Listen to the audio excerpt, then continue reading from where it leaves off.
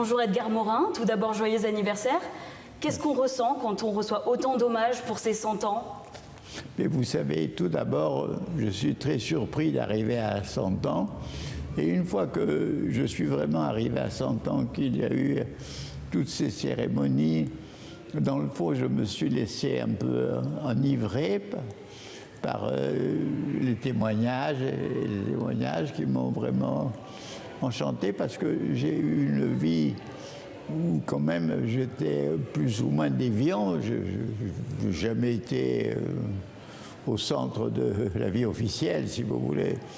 Et donc, passer d'un état un peu déviant à un état de reconnaissance, dans un sens, ça fait plaisir, et puis en même temps, on se dit attention, je ne veux pas devenir une potiche, un potife.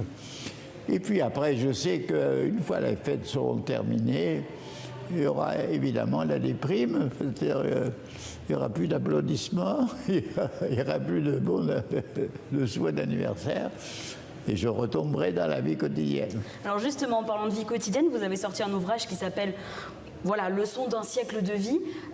Qu'est-ce que vous tirez comme enseignement, vous, de 100 ans de vie en tant que penseur, en tant qu'homme?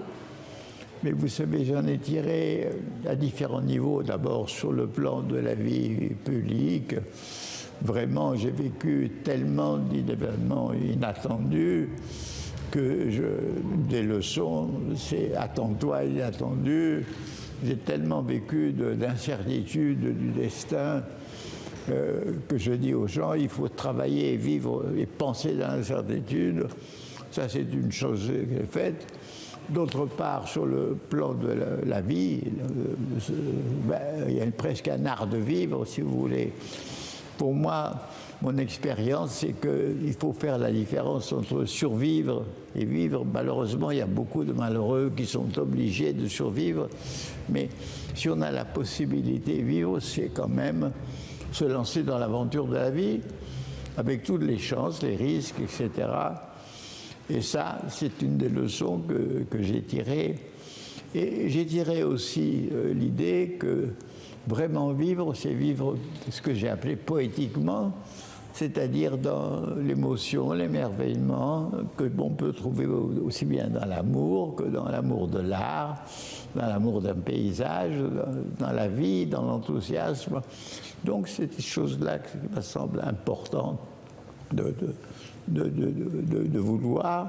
Et puis une deuxième chose, c'est que, ou une troisième, je veux dire, j'ai tellement vécu d'erreurs, connu l'erreur et l'illusion dans ma vie, et moi-même j'en ai connu dans ma jeunesse, que je pense qu'il faut faire une lutte permanente et découvrir toutes les sources d'erreurs.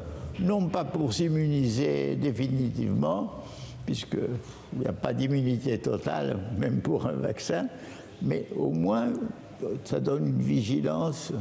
Et une grande leçon de ma vie, c'est d'éviter les jugements arbitraires, le mépris, le manichéisme, et toutes ces choses-là. Est-ce que c'est pas un peu difficile dans une époque comme la nôtre? On regarde nos journaux, on traverse une crise sanitaire sans précédent, la violence est partout, la crise migratoire, la crise écologique et j'en passe. Quelle est la place pour l'optimisme et la poésie, comme vous le disiez? Ben, écoutez, la place pour l'optimisme, moi je ne suis pas optimiste ni pessimiste, je vois beaucoup de périls, mais ce que je sais, c'est que dans ma vie, sont arrivés des événements improbables qui ont été salvateurs, comme par exemple en 1941, la résistance de Moscou qui allait être prise par les Allemands et l'entrée en guerre des États-Unis. Donc, si vous voulez, je sais que nous courons de grands périls, mais je pense qu'il faut parier sur... Et puis, dans le fond, ce qu'il faut être, c'est pas optimiste, c'est être tonique, c'est-à-dire qu'il y a toujours des forces de fraternité, d'union, et si on prend le parti de ces forces-là, on est bien dans sa peau.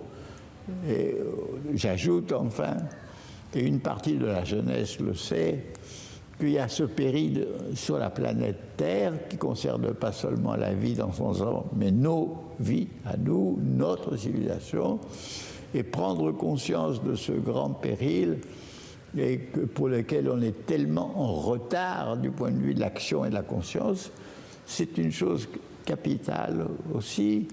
Donc, si vous voulez, voilà, il y a des partis. C'est comme quand on était dans la résistance, on n'était pas sûr de la victoire finale, mais on était pour la juste cause. Et il faut être pour la juste cause. Est-ce que vous croyez qu'avoir 20 ans aujourd'hui, comme l'a dit Emmanuel Macron, c'est difficile, plus difficile peut-être qu'avant? Vous savez, il y a différentes précarités.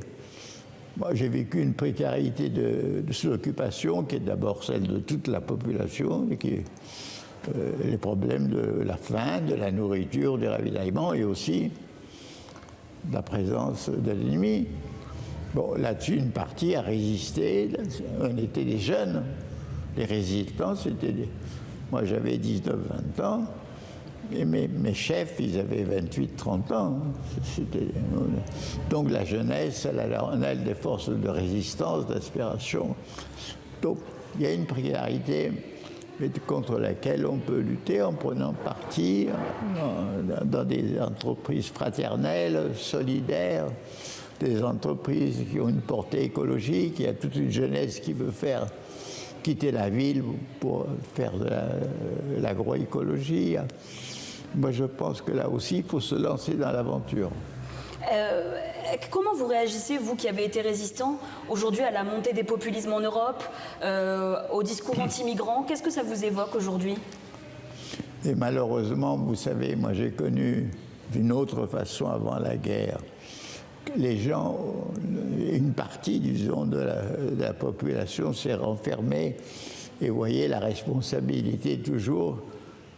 À l'époque, ce n'était pas les migrants, on appelait ça les métèques, et il y avait les juifs qui étaient la principale cible.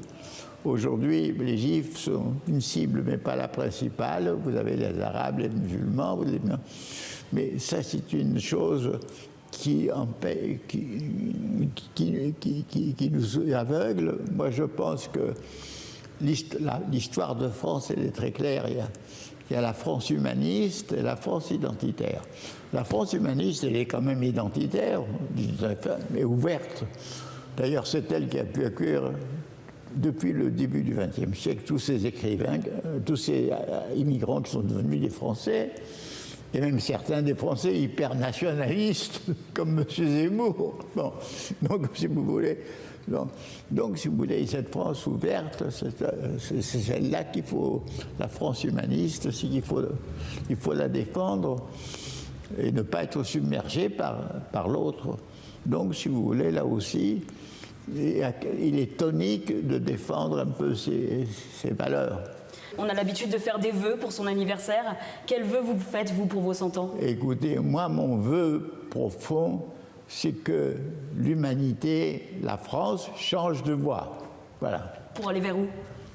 Une nouvelle voie, politique, humaine, humaniste. Voilà. C'est ça mon vœu. Eh bien, c'est noté. On espère qu'il sera exaucé. Merci beaucoup, Edgar Morin. Merci à vous.